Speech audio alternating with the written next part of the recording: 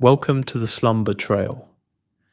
Before we begin, take a moment to settle into a comfortable position, letting your body rest easily wherever you are listening. If your screen is still on, you may wish to lower the brightness now, or gently turn it face down, allowing the room to grow a little darker. There's nothing you need to do, nowhere you need to go. This time is just for rest. Let's take a slow breath together. Breathe in through your nose, slowly, gently, and then breathe out, softly, letting the breath fall away on its own. Once more, a quiet breath in, and an easy breath out. If it feels comfortable, allow your breathing to return to its natural rhythm, unforced and calm. With each breath, feel your shoulders soften, your jaw loosen, and the weight of the day begin to drift away. You don't need to stay awake for this story. If sleep comes early, that's perfectly fine. Simply listen, or let the words fade into the background as we begin tonight's gentle walk. John wakes on his rest day to the sound of voices and laughter. The Fontana Hilton is busy even at dawn. Hikers moving about, some preparing to enter the Smokies, others like John taking a 0 day to rest and prepare. He lies in his sleeping bag for a while, luxuriating in the knowledge that he doesn't have to pack up and start walking.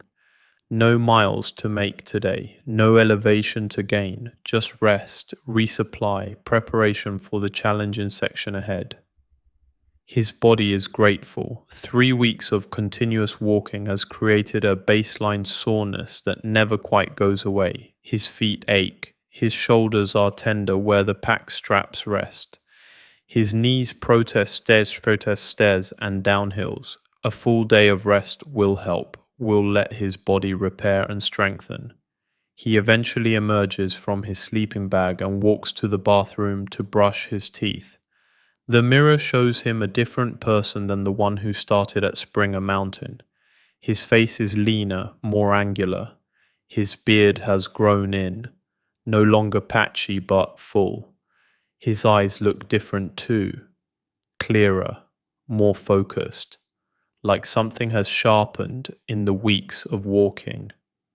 After breakfast, instant oatmeal, because even on a 0 day, some habits persist. John walks to the marina to check on permits for the Smokies.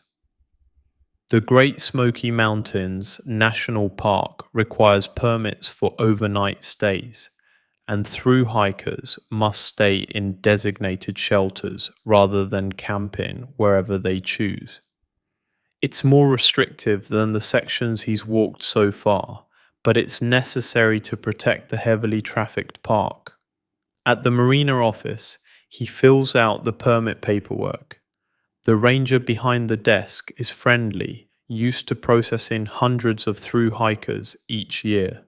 "When are you planning to enter?" she asks. "Tomorrow morning," John says.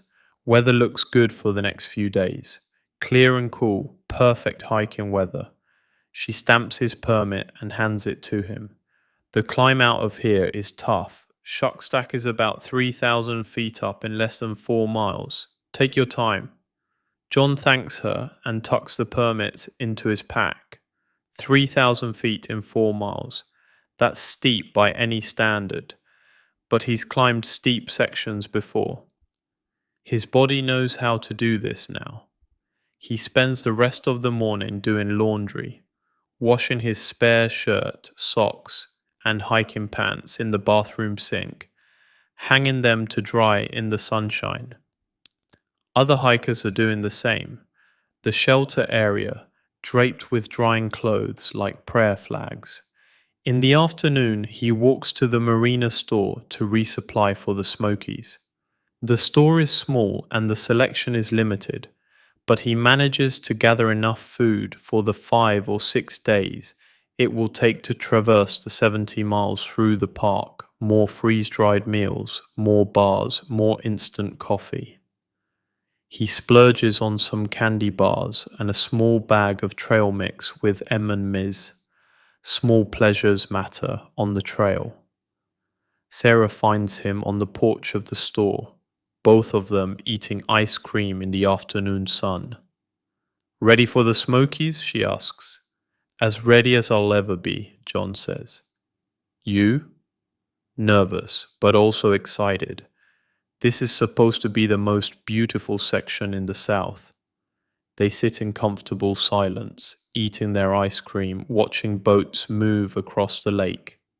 The 0 day has a strange quality to it, relaxing but also slightly anxious. John's body wants to rest, but his mind is already moving forward, already thinking about tomorrow's climb, about the challenges ahead. That evening, a large group gathers at the Fontana Hilton. At least 20 thru-hikers are spending the night.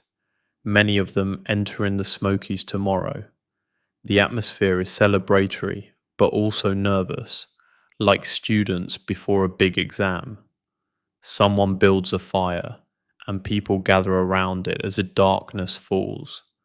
The conversation is all about the Smokies. Who's heard what to expect, which climbs are hardest, which shelters are best. Information is shared, rumors are dispelled, advice is offered. Klingman's dome is incredible, someone says. Highest point on the entire AT, over 6,000 feet. The shelter at Derrick Knob is supposed to be packed every night, someone else adds. Get there early if you can.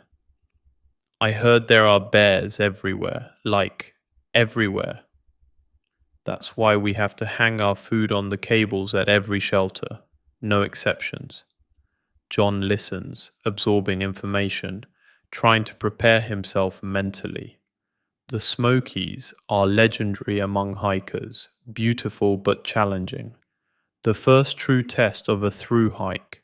Many people make it to Fontana and then quit, realizing the difficulty of what lies ahead. But John doesn't think he'll quit. The thought crosses his mind. It always does, has crossed his mind multiple times over the past 3 weeks. But it doesn't stick. He's come this far. He'll keep going. It's that simple. As the fire dies down and people drift toward the shelter, John takes a final walk along the lake shore. The water is dark and still, reflecting stars. The dam looms to his right, massive and solid. Somewhere beyond those mountains to the north is Tennessee. Somewhere beyond that is Virginia. And beyond that, the rest of the trail stretching away toward Maine. He tries to imagine himself finishing, standing on top of Katahdin, but the image won't form, it's too distant, too abstract. All he can picture is tomorrow, the climb out of Fontana, the first day in the Smokies, the next shelter, the next meal, the next sunset. 1 day at a time. It's all he can manage, all anyone can manage. John returns to the shelter and climbs into his sleeping bag. Around him, other hikers are settling in for the night. The shelter is full, every platform occupied, but the energy is good. Everyone here has walked the same miles, earned the same rest, faces the same challenges ahead. Tomorrow the Smokies begin, tomorrow a new chapter starts. But tonight, there's just this. One last night at Fontana. One last rest before the push into the mountains. John closes his eyes and lets sleep come, his body grateful for the rest, his spirit ready for what comes next.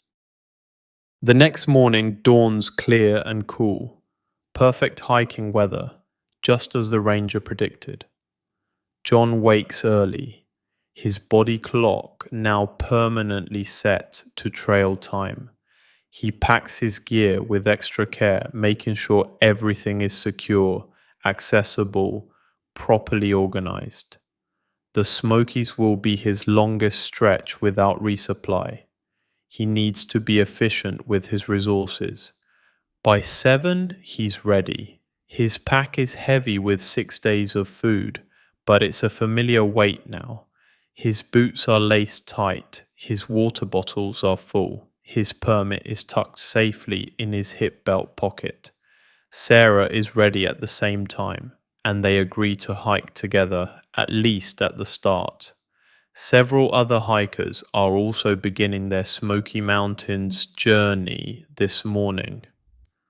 Fast Eddie, Songbird, a few others whose faces John knows, but whose names he's still learning. They walk together to the trailhead, the group quiet with anticipation. The trail leads away from the dam, past a small ranger station, and then begins to climb immediately, sharply. The ascent to Shuckstack has begun. The climb is brutal from the start. The trail switchbacks up the mountainside, gaining elevation rapidly. John's legs protest. His breathing comes hard. His heart pounds. But he finds his rhythm, that slow, steady pace that he can maintain for hours. Step, breathe, step, breathe. The poles plant and push, plant and push. Sarah pulls ahead after the first mile. She's a stronger climber than John, lighter, more efficient. That's okay. Everyone hikes their own hike, moves at their own pace. John settles into his climbing meditation, his mind emptying of everything except the physical act of moving upward. The forest around him is beautiful. He's entering the Smokies now, truly entering them. These mountains are different from what he's walked through so far. Older, more weathered, more covered in vegetation. The forest is thick, lush, the understory dense with rhododendron and mountain laurel. An hour into the climb, John passes a day hiker coming down, an older man with a small pack. How much farther to Shuckstack? John asks, breathing hard. You're about halfway. Keep going. The view from the fire tower is worth it. John thanks him and continues climbing. Halfway. Another hour or more of this steep grade. But knowing the distance helps somehow, gives him a goal to work toward. The miles creep by slowly, up and up and up.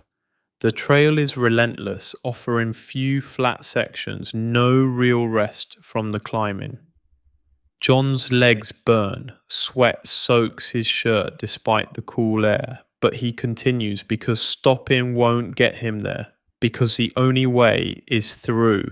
Around mid-morning, the trail finally levels onto a ridge, and there, ahead of him, is Shuckstack Mountain with its fire tower, rising above the trees like a skeletal finger pointing at the sky.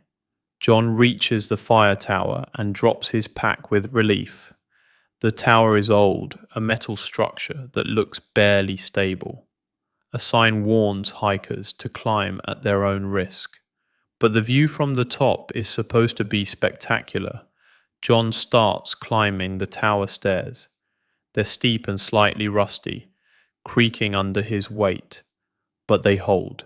Higher and higher he climbs, above the tree line now, the wind picking up as he gains elevation.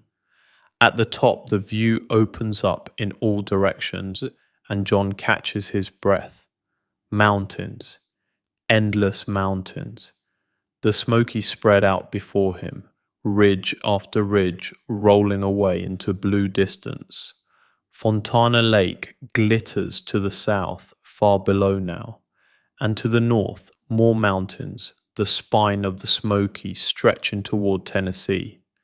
This is what he came for, this view, this moment, this sense of having climbed to a place where the world reveals itself in all its vast, beautiful complexity.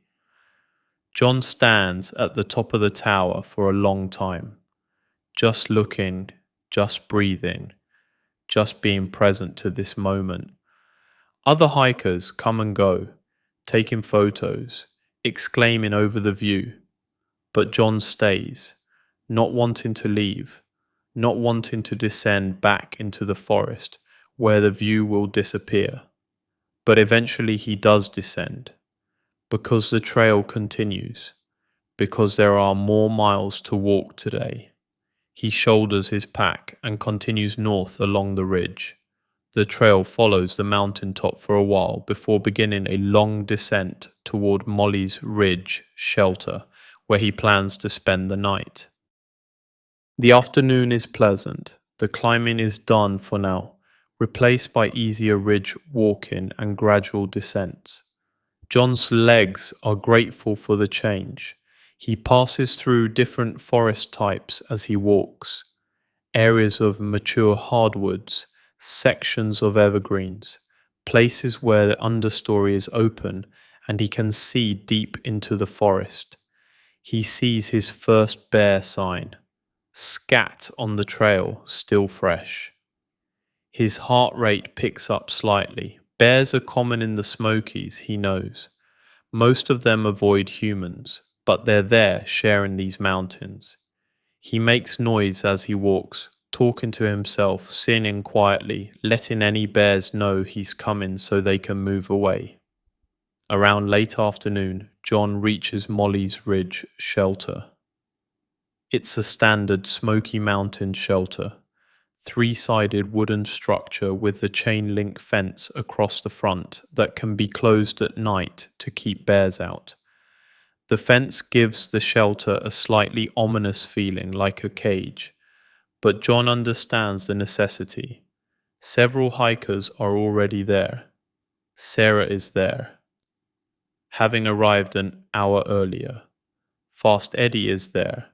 Weatherman is there, sitting quietly on the sleeping platform, reading a book. And there are others John doesn't recognize. Section hikers, weekend warriors, all of them drawn to these famous mountains. John claims a spot on the sleeping platform and begins his evening routine. But there's an additional step in the Smokies, hanging his food on the bare cables. Every shelter in the park has cables strung high between posts, and all food must be hung from them at night. John puts his food bag, his toiletries, anything with a scent, into his bear bag and hoists it up using the pulley system. As evening falls, the group at the shelter cooks dinner together, sharing stories of the day's hiking. Everyone is tired but happy. They made it through the first day in the Smokies. They climbed Shuck Stack. They're here in the heart of the most famous mountains on the Appalachian Trail. The shelter's chain link fence is closed as darkness comes, creating a strange enclosed feeling, but it's protection, security. John lies in his sleeping bag, looking through the fence at the darkening forest beyond. He's in the Smokies now, really in them. Tomorrow will bring more miles, more mountains, more challenges. But tonight he's here, safe and sheltered, surrounded by fellow hikers, deep in the wilderness of these ancient mountains. The forest is alive with sound, insects chirping, something larger moving through the undergrowth, possibly a bear, possibly just a deer. The wind moving through the trees with that constant rushing sound. John closes his eyes and lets the sounds wash over him. One day down in the Smokies, many more to go, but he made it through today. He climbed Shuck Stack. He's stronger than he was this morning. The trail continues north, always north, leading through these mountains toward Tennessee. And John continues with it, one step at a time, one day at a time, walking his way slowly through the most beautiful and challenging miles of the southern Appalachian Trail. The afternoon is pleasant. The climbing is done for now, replaced by easier ridge walking and gradual descents. John's legs are grateful for the change. He passes through different forest types as he walks. areas of mature hardwoods, sections of evergreens, places where the understory is open and he can see deep into the forest. He sees his first bear sign, scat on the trail, still fresh. His heart rate picks up slightly. Bears are common in the Smokies, he knows. Most of them avoid humans, but they're there sharing these mountains. He makes noise as he walks, talking to himself, singing quietly, letting any bears know he's coming so they can move away. Around late afternoon, John reaches Molly's Ridge shelter. It's a standard Smoky Mountain shelter, three-sided wooden structure with a chain link fence across the front that can be closed at night to keep bears out. The fence gives the shelter a slightly ominous feeling, like a cage, but John understands the necessity. Several hikers are already there. Sarah is there, having arrived an hour earlier. Fast Eddie is there. Weatherman is there, sitting quietly on the sleeping platform, reading a book. And there are others John doesn't recognize. Section hikers, weekend warriors, all of them drawn to these famous mountains. John claims a spot on the sleeping platform and begins his evening routine. But there's an additional step in the Smokies, hanging his food on the bare cables. Every shelter in the park has cables strung high between posts, and all food must be hung from them at night.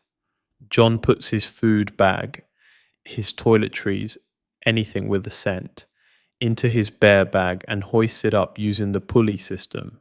As evening falls, the group at the shelter cooks dinner together, sharing stories of the day's hiking. Everyone is tired but happy. They made it through the first day in the Smokies. They climbed Shuck Stack. They're here in the heart of the most famous mountains on the Appalachian Trail. The shelter's chain link fence is closed as darkness comes, creating a strange enclosed feeling, but it's protection, security. John lies in his sleeping bag, looking through the fence at the darkening forest beyond. He's in the Smokies now, really in them. Tomorrow will bring more miles, more mountains, more challenges. But tonight he's here, safe and sheltered, surrounded by fellow hikers, deep in the wilderness of these ancient mountains. The forest is alive with sound, insects chirping, something larger moving through the undergrowth, possibly a bear, possibly just a deer. The wind moving through the trees with that constant rushing sound. John closes his eyes and lets the sounds wash over him.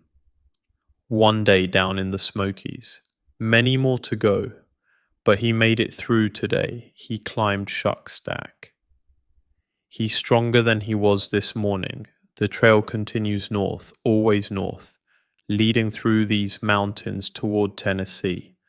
And John continues with it, one step at a time, one day at a time, walking his way slowly through the most beautiful and challenging miles of the southern Appalachian Trail.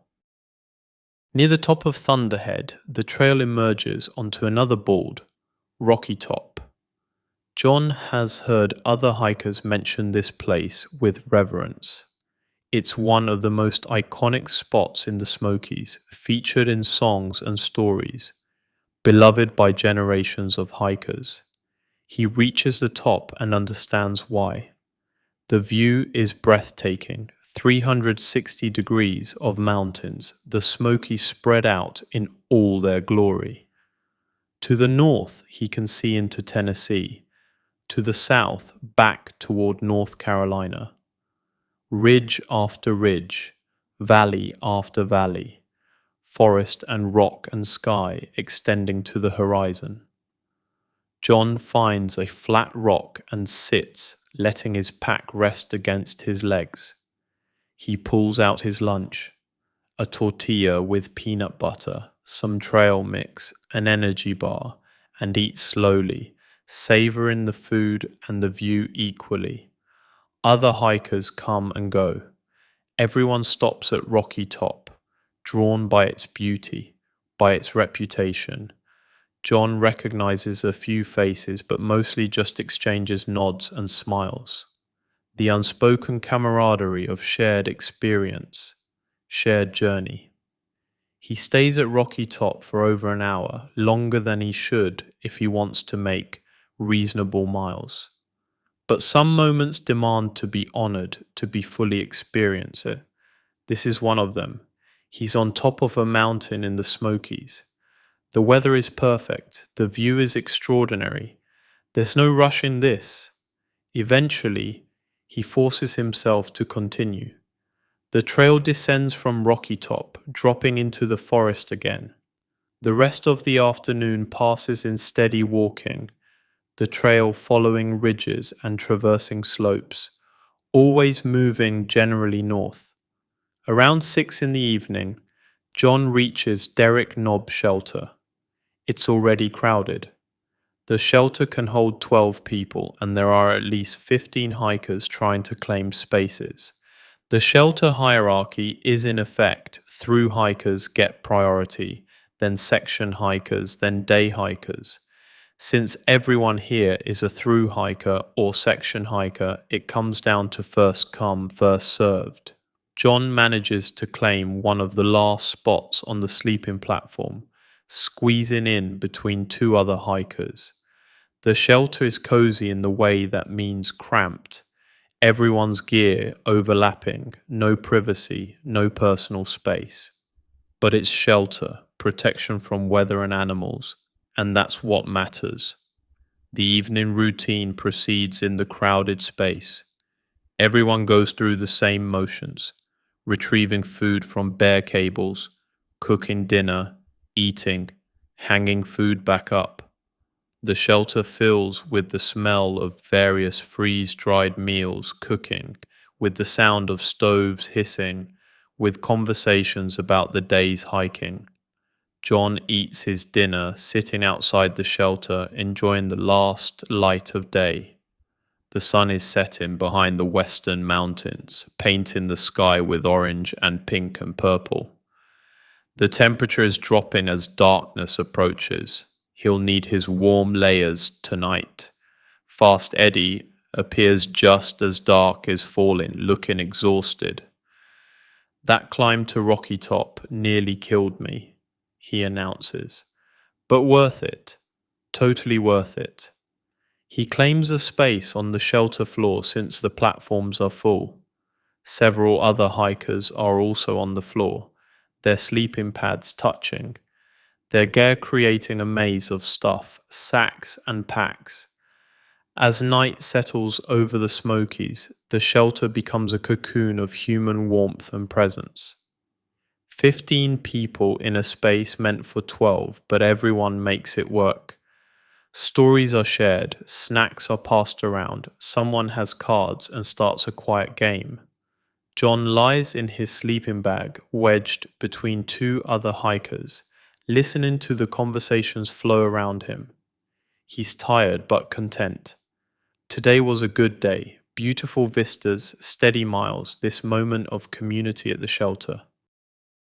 Outside, the forest is alive with night sounds, insects chirping their endless songs, the wind moving through trees. Something, possibly a bear, possibly a wild boar, rustling through the undergrowth near the shelter. Everyone quiets when they hear it, listening, wondering, but the animal moves away, back into the darkness.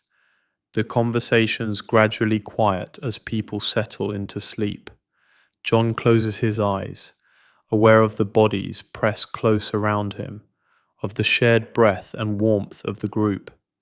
There's something primal about it, something that reaches back to humanity's ancient past, gathering together at night for warmth and safety, telling stories, sharing resources, facing the darkness as a community. He's deep in the Smokies now. Tomorrow will bring more mountains, more miles, more beauty. Klingman's Dome is ahead, the highest point on the entire Appalachian Trail. And beyond that, Tennessee, new terrain, new challenges. But tonight there's just this: a crowded shelter on a mountain ridge, tired bodies resting, the vast forest standing guard around them, and the deep satisfaction of another day walked, another section of trail completed. The Smokies are living up to their reputation. Challenging but magnificent, difficult but rewarding. Every mile earned, every view worth the climb to reach it. John's breathing slows, matching the rhythm of those sleeping around him. His body sinks into rest, grateful for the chance to recover before tomorrow's miles. The trail continues, always continues, leading north through these ancient mountains, and he continues with it, one step, one day, one moment at a time. John wakes to a shelter full of rustling and whispered conversations. The crowded conditions mean everyone's morning routine affects everyone else. Someone's alarm goes off at 5:30. Someone else is packing their gear in the dark, the crinkling of stuff sacks loud in the confined space. John lies still for a few minutes, waiting for enough people to leave that he can move without disturbing others. By 6, half the shelter has emptied out. John sits up, pulls on his clothes, and begins his own packing routine. His body is stiff from the crowded sleeping arrangement, from lying in one position all night without room to shift. But coffee and walking will loosen everything up. They always do. Outside, the morning is cool and misty, not quite fog, but the air is thick with moisture, giving everything a soft, muted quality. The Smokies are named for this phenomenon, the haze that often fills the valleys and clings to the ridges, making the mountains look like they're smoking. John eats breakfast quickly, eager to start walking. Today he'll reach Klingman's Dome at 6,643 feet, the highest point on the entire Appalachian Trail. The thought creates a flutter of excitement in his chest, the highest point.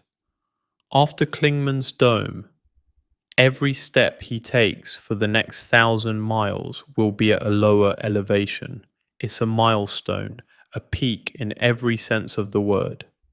He starts walking by 7, the trail immediately beginning to climb. The ascent to Klingman's Dome is gradual but relentless, gaining elevation steadily through old-growth forest. John settles into his climbing rhythm, his breathing deep and regular, his legs finding their stride. The forest here is magnificent. Spruce and fir trees predominate at this elevation, their branches heavy with moisture, their needles dark and green. The ground is covered in moss, thick and vibrant. Everything is dripping. Trees, rocks, the trail itself. The air smells of evergreen and damp earth, a clean, primal scent. John walks through the mist, visibility limited to maybe 50 feet. The forest appears out of the greyness ahead and disappears into it behind. He feels like he's walking through clouds, through some liminal space between earth and sky. The sensation is peaceful, meditative. Just him and the trail and the endless grey mist. Around mid-morning, he begins to see other hikers. Not through hikers, but day hikers and tourists. Klingman's Dome is accessible by a paved road, and the observation tower at the summit is a popular tourist destination. The presence of day hikers means John must be getting close. The trail intersects with a paved path, and suddenly John is surrounded by people. Families with children, elderly couples walking slowly, groups of teenagers. Everyone is heading toward the summit. toward the observation tower that rises above the trees. John joins the stream of people, following the paved path upward. It feels strange after weeks of dirt trails and solitude. The pavement is hard under his boots. The crowds are noisy, chattering, exclaiming. Children run past him, full of energy despite the elevation. But then the observation tower comes into view, a concrete spiral rising out of the mist, and John's breath catches. He's here, he's at Klingman's dome. He walks up the spiral ramp to the top of the tower. The ramp is steep, and his legs burn despite the short distance. At the top, a circular observation deck offers 360-degree views, or would, if the mist would clear. Today the deck is surrounded by grey. Occasionally the mist thins enough to offer glimpses of ridges below, of valleys filled with clouds, but mostly it's just grey, thick and impenetrable. John doesn't mind. There's something fitting about reaching the highest point in mist, in clouds. It feels appropriate somehow. He's climbed to the roof of the southern Appalachians, climbed so high that he's inside the weather itself. He stands at the railing for a long time, watching the mist swirl and shift. Other visitors come and go, disappointed by the lack of views, snapping photos anyway to prove they were here. John just stands, breathing the thin, cool air, feeling the accomplishment settle into his bones. 6,643 feet. The highest he's been on the trail, the highest he'll be for a very long time. After 20 minutes, John reluctantly leaves the tower and continues on the AT, which leads away from the tourist area back into the forest. Within minutes, the crowds disappear. He's alone again, just him and the trail and the mist. The trail descends from Klingman's dome, dropping gradually through spruce fir forest. John's knees absorb the downhill motion, his poles clicking rhythmically. The mist begins to thin as he loses elevation, the air growing slightly warmer, the visibility increasing. By early afternoon, he's below the cloud layer entirely. The sun breaks through, and suddenly the forest is transformed. Brilliant green, everything glowing with moisture and light. John stops for lunch at a small clearing, sitting on a fallen log, eating his tortilla and peanut butter, while chipmunks investigate the area around him, hoping for drop crumbs. The afternoon brings more steady walking, the trail following ridges and traversing slopes. John passes through different forest types as the elevation changes. Spruce and fir giving way to mixed hardwoods, then to areas of rhododendron so thick they form tunnels over the trail. He sees a deer, a young doe, standing motionless beside the trail. They regard each other for a long moment, neither moving, both calm. Then the deer turns and walks unhurriedly into the forest, white tail flashing once before disappearing into the undergrowth. John continues, moved by the encounter. Every animal sighting feels like a gift, a reminder that he's a guest in this forest, sharing space with creatures who belong here more truly than he ever will. Around 4 in the afternoon, John reaches Mount Collins shelter. It's less crowded than last night's shelter, only 6 or 7 hikers already there. John claims a spot on the sleeping platform, sets up his sleeping area, and then just sits, enjoying the luxury of space and relative quiet. Sarah arrives shortly after, looking tired but happy. "Did you make it to Klingman's dome?" she asks. "Yeah, this morning. Couldn't see anything because of the mist, but I was there." "Same. But somehow that made it better. Like we were so high, we were literally in the clouds." "Exactly," John says. They sit together outside the shelter, cooking their dinners, watching the late afternoon light filter through the trees. Other hikers arrive gradually. Fast Eddie, Songbird, a few section hikers John doesn't recognize. The shelter fills to capacity, but not beyond, everyone able to claim a comfortable spot. As evening falls, the group shares food and stories.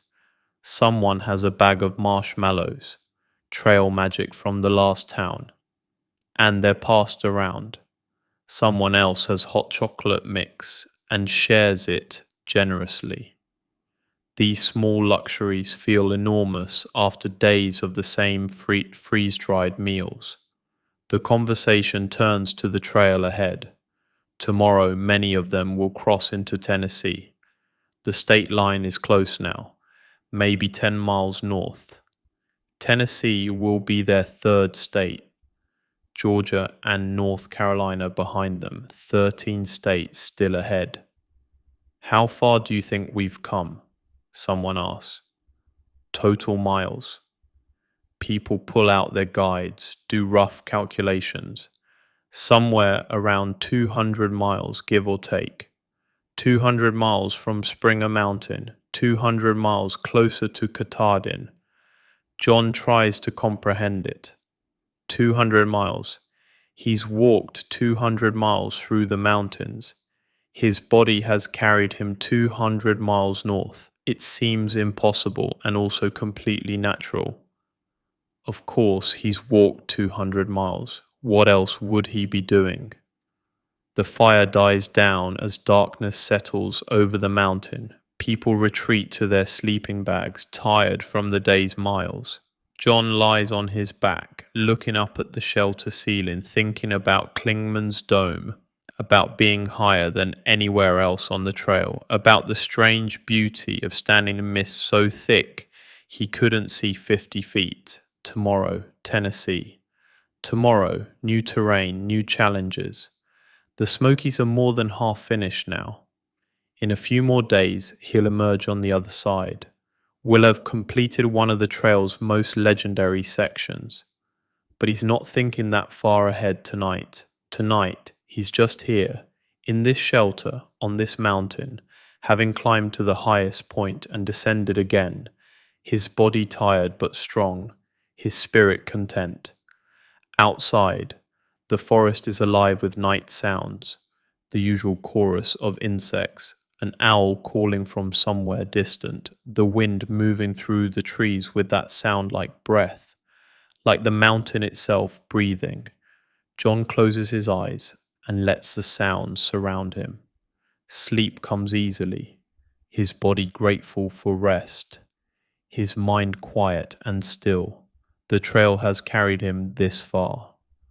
The trail will carry him farther still, one day at a time, one mountain at a time, one step at a time, higher than anywhere else, and from here, the only direction is north, following the white blazes through these ancient mountains toward whatever waits beyond.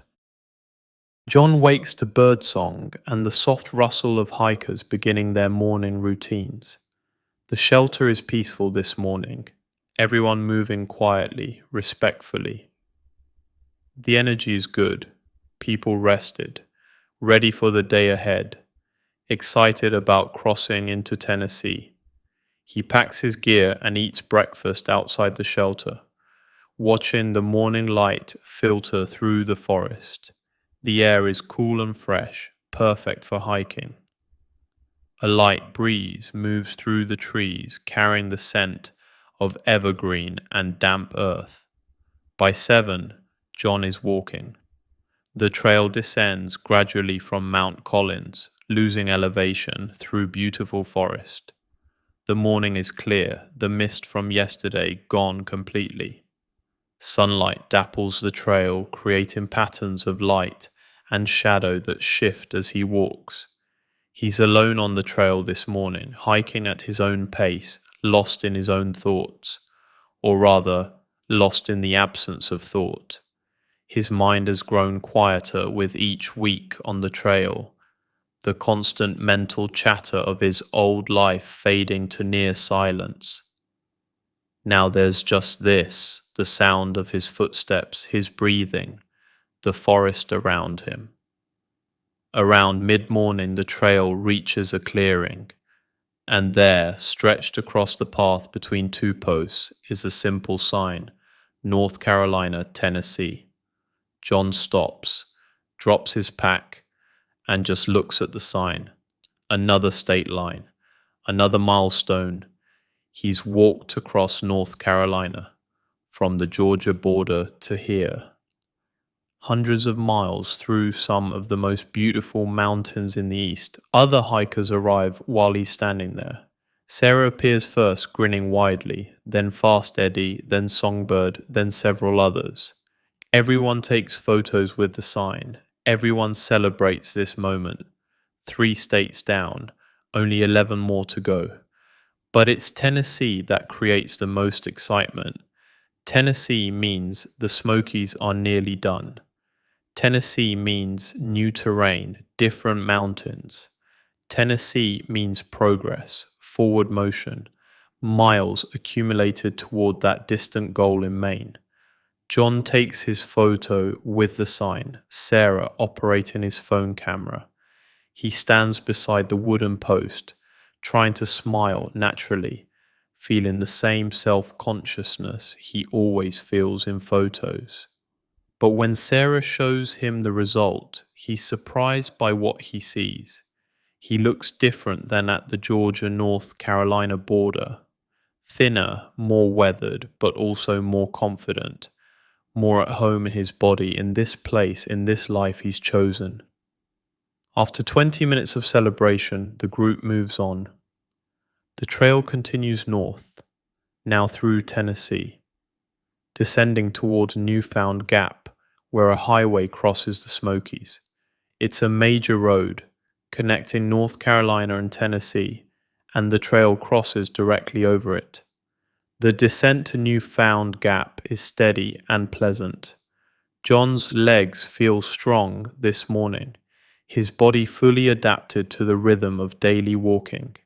He descends with confidence, his poles planted firmly with each step, his knees handling the impact without complaint. Around noon he reaches Newfound Gap. The parking area is full of cars and tour buses. Tourists are everywhere, taking photos, eating picnics, enjoying the mountain air without having to hike for it. John walks through the crowd, feeling slightly self-conscious about his appearance. Dirty clothes, overgrown beard, the slight smell that accumulates after days without a shower. But he's also proud. He walked here. These tourists drove, but he walked. Every mile earned, every foot of elevation gained by his own effort. The trail crosses the parking lot and continues on the other side, climbing immediately into the forest again. John pauses, only long enough to use the bathroom. Real bathrooms with running water, a luxury, and to fill his water bottles at a fountain. Then he continues, leaving the crowds behind, returning to the peaceful solitude of the trail. The climb out of Newfound Gap is significant. The trail gains over 1,000 feet in just a couple miles, ascending toward Mount Kefart. John's legs burn, his breathing comes hard, but he's learned patience with climbs. They always end. You just have to keep moving forward one step at a time. By mid-afternoon, John reaches Ice Water Spring Shelter. He's only gone about 12 miles today, but they were good miles. Crossing into Tennessee, passing through Newfound Gap, he decides to stop early, give his body extra rest. The shelter is busy when he arrives. A group of weekend section hikers occupies most of the space, their gear spread out, their voices loud and energetic. They're clearly new to the trail, still excited by everything, still figuring out their routines. John claims a spot at the far end of the shelter, trying to create a small buffer of quiet. He goes through his evening routine, filtering water from the nearby spring. cooking dinner, eating while watching the afternoon light fade. More through hikers arrive as evening approaches. The shelter fills to capacity and beyond, people claiming spots on the shelter floor when the platforms are full. The weekend section hikers are friendly but loud, their conversations dominating the space. John retreats into himself, into his sleeping bag, into the quiet space he's learned to create internally, even when external quiet is impossible. He lies on his back, listening to the conversation flow around him without really engaging, content to be alone with his thoughts even in the midst of a crowd. He thinks about Tennessee, about this new state he's entered. He thinks about the miles behind him and the miles ahead. The Smokies are almost complete now, maybe 2 more days and he'll emerge on the other side. We'll have finished one of the trail's most challenging sections. After that comes more Tennessee mountains. Then Virginia, with its reputation for being endless, for having more AT miles than any other state. Then the mid-Atlantic states, West Virginia, Maryland, Pennsylvania. Then New England, New Jersey, New York, Connecticut, Massachusetts, Vermont, New Hampshire. Then finally Maine, with its brutal climbs and its promise of completion at Katahdin's summit. So many miles, so many mountains, so many days of walking still ahead. But John doesn't feel daunted by the distance anymore. He's learned that the only way to walk to Maine is to not think about Maine, to focus instead on today, on this section, on the next shelter, the next meal, the next sunrise, one day at a time. It's the only way that works. The conversations in the shelter gradually quiet as darkness falls and tiredness sets in. People settle into their sleeping bags, the sounds of rustling fabric and shifting bodies gradually stilling. John closes his eyes, letting sleep approach at its own pace. Outside, the forest breathes its night breath, the usual chorus of insects, the wind in the trees, something moving through the undergrowth, possibly a bear, possibly a wild boar, possibly just a curious raccoon investigating the shelter for dropped food. John is 3 weeks into his journey now, almost a month on the trail. His old life feels distant, unreal, like it belonged to someone else entirely. This is his life now. Walking, eating, sleeping, repeating. Simple and profound, difficult and beautiful, exactly what he needed even though he didn't know it when he started. Sleep comes gradually, gently. His breathing slows and deepens. His body relaxes into rest. His mind drifts toward dreams of endless trails and endless mountains, of forests that go on forever, of white blazes leading always north towards some destination he can't quite picture but knows he's meant to reach. Tennessee, a new state, new mountains. The journey continues, always continues, one step at a time through these ancient Appalachian mountains. And John continues with it, walking his way slowly north toward whatever waits at the end of this long, beautiful, challenging journey through the wilderness. John wakes to chaos. The weekend section hikers are packing up, loud and disorganized, dropping gear, asking each other where things are, generally disrupting the peaceful morning routine of the more experienced hikers. John lies in his sleeping bag, waiting for them to leave, practicing patience. Eventually, the section hikers depart in a flurry of goodbyes and dropped water bottles and forgotten tent stakes. The shelter grows quiet again. The through hikers who remain exchange knowing looks, slight smiles. Everyone has been the loud, inexperienced hiker at some point. Everyone has learned through trial and error how to move quietly through the wilderness, how to be considerate of others. John packs his gear and eats breakfast in the returning peace. The morning is cool and slightly overcast. Clouds hanging low over the mountains. Not rain clouds, just the persistent overcast that's common in the Smokies. The air is heavy with moisture, promising another day of walking through mist and clouds. He starts hiking by 7:30, later than usual, but in no particular hurry. Today and maybe tomorrow we'll finish the Smokies. He's planning to make it to Cosby Knob's shelter tonight, then push out to Davenport Gap tomorrow, the official end of the Great Smoky Mountains National Park section. The trail climbs from Icewater Spring, gaining elevation through spruce fir forest. The trees are shrouded in mist, their branches dripping, everything wet and grey and peaceful. John climbs steadily, his breathing deep and regular, his legs finding their rhythm. Around mid-morning, he reaches Charlie's Bunyan, a rocky outcrop that offers spectacular views, when visibility allows. Today the mist is too thick.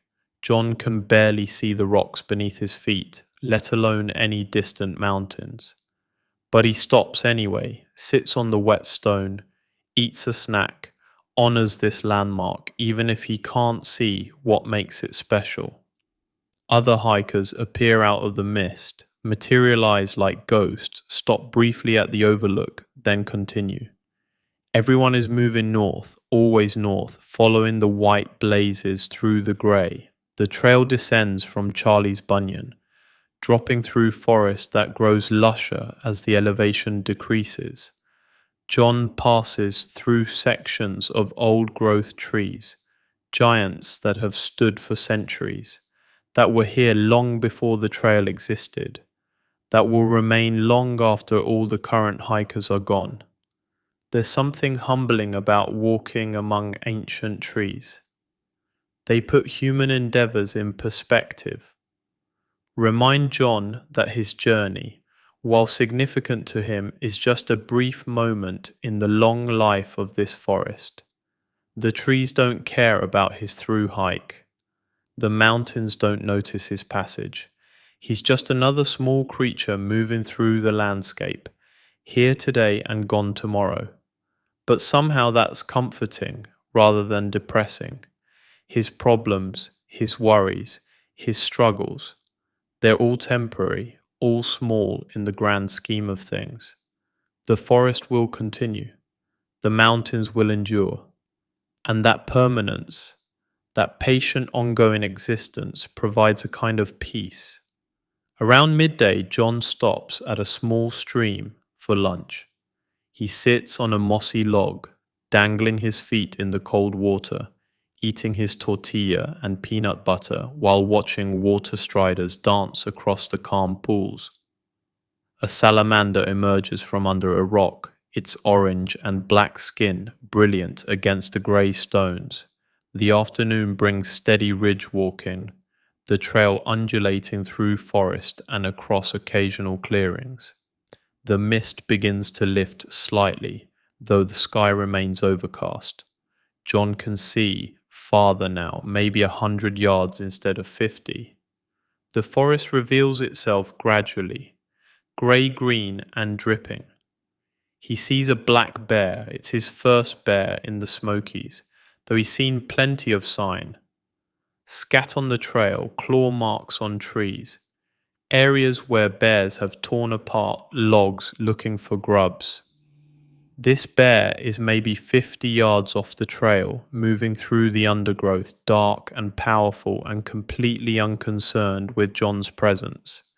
John stops, watches, makes sure he's not between the bear and anything it might want. The bear continues its business, nosing around the base of trees, investigating the forest floor for food. After a minute, it ambles away, disappearing into the rhododendron. John's heart is beating faster, but not from fear, from excitement, from the privilege of seeing a wild animal in its natural habitat, going about its life unbothered by human presence. This is what wild places offer, not just scenery, but the chance to witness life continuing as it has for millennia, to be briefly part of something larger and older than human civilization. He continues hiking, energized by the encounter. The afternoon miles pass pleasantly, the trail winding through forest and across streams, always moving generally north. His body feels strong, adapted, capable. 3 weeks of daily walking has transformed him. His legs are powerful, his core stable, his endurance seemingly limitless. Around 5 in the evening, John reaches Cosby Knob Shelter. It's one of the larger shelters in the Smokies, and it's already well populated. Sarah is there, having arrived an hour earlier. Fast Eddie is there. Weatherman is there, sitting quietly in his usual spot, reading his book. And several other hikers John recognizes from various shelters over the past week. The trail family is gathering for one of the last nights in the Smokies. Tomorrow, most of them will push out to Davenport Gap and beyond, leaving the national park, entering a new section of trail. John goes through his evening routine, now so automatic he barely thinks about it. Filter water, hang food bag, cook dinner, eat, rest. The simple cycle that structures every day, that provides rhythm and order to trail life. As darkness falls, the group at the shelter shares stories about the Smokies. The challenges overcome, the views witnessed, the moments of beauty and difficulty. Someone mentions Klingman's Dome in the mist. Someone else talks about the brutal climb to Shuckstack. Someone shares their bear encounter, similar to John's, but closer, more frightening. The Smokies have tested them all, the long climbs, the crowded shelters, the unpredictable weather, the mandatory camping restrictions. But they've all made it through, are all on the verge of completing this legendary section. What's after the Smokies? Someone asks. Just more Tennessee. Yeah, Sarah says, consulting her guidebook. About 300 more miles of Tennessee. Some people say it's the best state on the trail. Better than this? Someone else asks, gesturing at the forest around them. Different, less crowded, more remote, supposed to be beautiful. The conversation continues, but John's attention drifts. He's tired, ready for sleep. Tomorrow will be his last full day in the Smokies, and he wants to be rested, wants to finish strong. He retreats to his sleeping bag and lies on his back, listening to the conversations continue around him. The shelter is warm with body heat, comfortable despite the cool evening. Outside, the mist is returning, thickening, wrapping the mountain in its soft embrace. John thinks about the Smokies, about what this section has meant, the challenge of it, the beauty of it, the way it's pushed him physically and mentally. He came into these mountains uncertain, nervous about the difficulty. He'll leave them stronger, more confident, more certain of his ability to complete this journey. The Smokies have been a proving ground, and he's proven himself equal to the test. Sleep comes gradually, his body sinking into rest, his mind quiet and still. One more day in the Smokies, one more push through these ancient mountains, and then Tennessee proper, new terrain, new challenges, new opportunities for growth and beauty, and the simple act of walking north. The forest breathes around the shelter, the mist drifts through the trees, the night settles in, dark and peaceful and eternal, and John sleeps, surrounded by fellow travelers, all of them dreaming their own dreams of trails and mountains and distant destinations, all of them walking their own journeys through these timeless Appalachian highlands. John wakes to his final morning in the Great Smoky Mountains National Park. The realization brings mixed feelings. Relief at finishing this challenging section, but also sadness at leaving. The Smokies have been difficult, demanding, but also magnificent. He'll miss them. The shelter is quiet this morning, everyone moving slowly, reluctant to leave. But eventually gear is packed, food is eaten, and hikers begin departing into the cool morning. John starts walking around 7, joining the northbound flow. The trail descends from Cosby Knob, dropping steadily through old-growth forest. The morning is clear, the mist from yesterday finally lifted. Sunlight filters through the canopy, creating that golden quality that makes everything look blessed, touched by grace.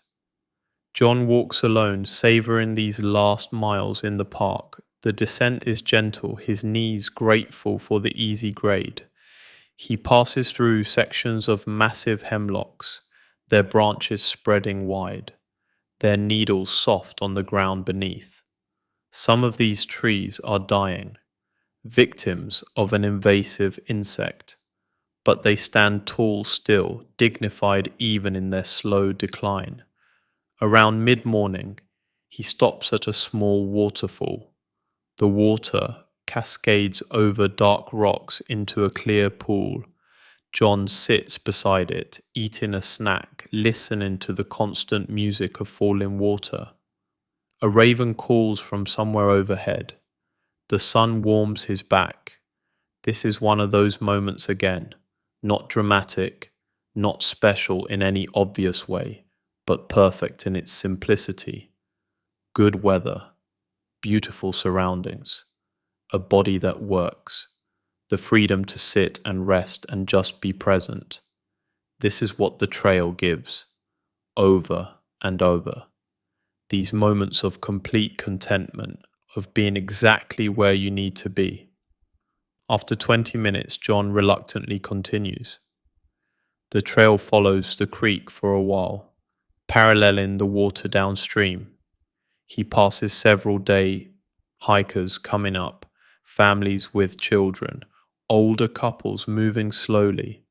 Everyone exchanges friendly greetings, wishes each other good hiking.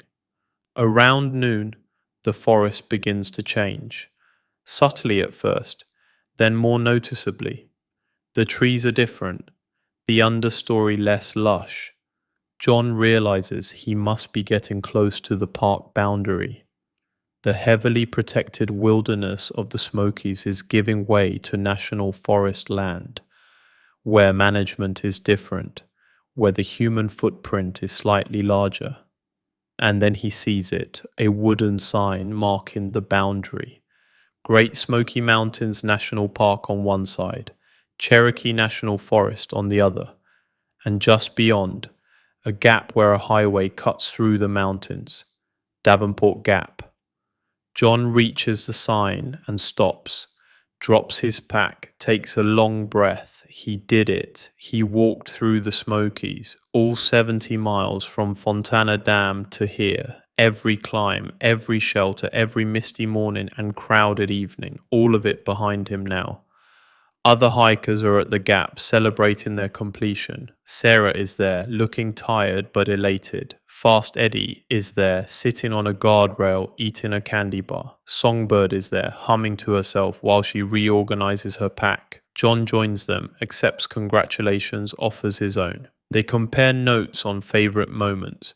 Rocky Top, Klingman's Dome, the Balds, the ancient forests. Everyone has their own highlights, their own challenges overcome.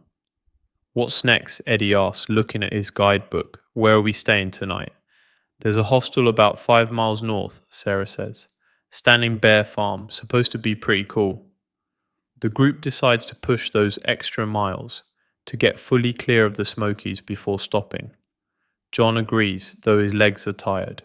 5 more miles won't kill him, and the promise of a hostel, hot showers, maybe some town food, is motivating.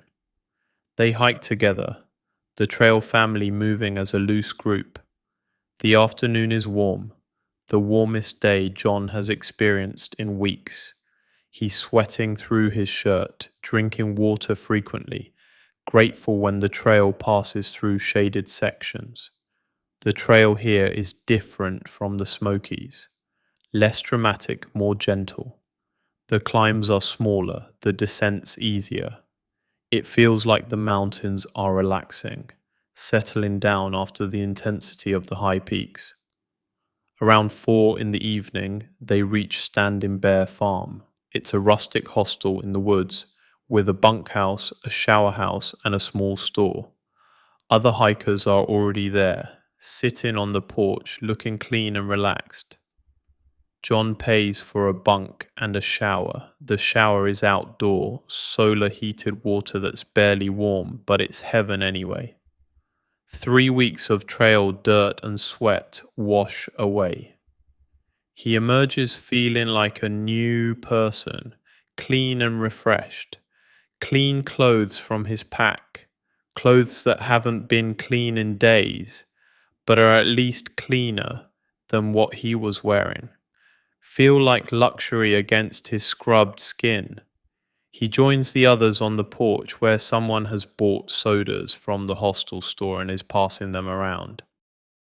They sit together as evening approaches, the trail family relaxing after completing the Smokies. The conversation is easy, comfortable. Stories are shared, plans are discussed, the usual trail talk that binds hikers together. John realizes how much he's come to care about these people. Sarah, with her constant enthusiasm. Fast Eddie, with his steady consistency. Weatherman, with his quiet competence. Songbird, with her ever-present melodies. They're his community now, his temporary family, bound together by shared experience and shared destination. As darkness falls, the group drifts toward the bunkhouse. The building is simple, wooden platforms with thin mattresses, better than shelter platforms, but not by much. But it's shelter, it's safety, and after weeks in the woods, even this basic accommodation feels comfortable. John claims a bunk and lies down, his body grateful for the horizontal position, his muscles relaxing into rest. Around him, other hikers are settling in, the usual evening sounds of rustling and quiet conversation. He thinks about the Smokies, about the 5 or 6 days he spent walking through them, the challenges they presented, the steep climbs, the crowded shelters, the unpredictable weather, the beauty they offered, the balds, the ancient forests, the misty mornings, the highest point on the trail. He came into the Smokies as one person and leaves as another, not dramatically different, but changed nonetheless, stronger, more confident, more certain of his ability to handle whatever the trail presents. The Smokies were a test, and he passed. Outside, the night settles over the Tennessee mountains. The forest breathes its eternal breath. Somewhere an owl calls. Somewhere a stream flows over rocks. The trail continues north, always north, leading through more mountains, more forests, more states toward that distant goal in Maine.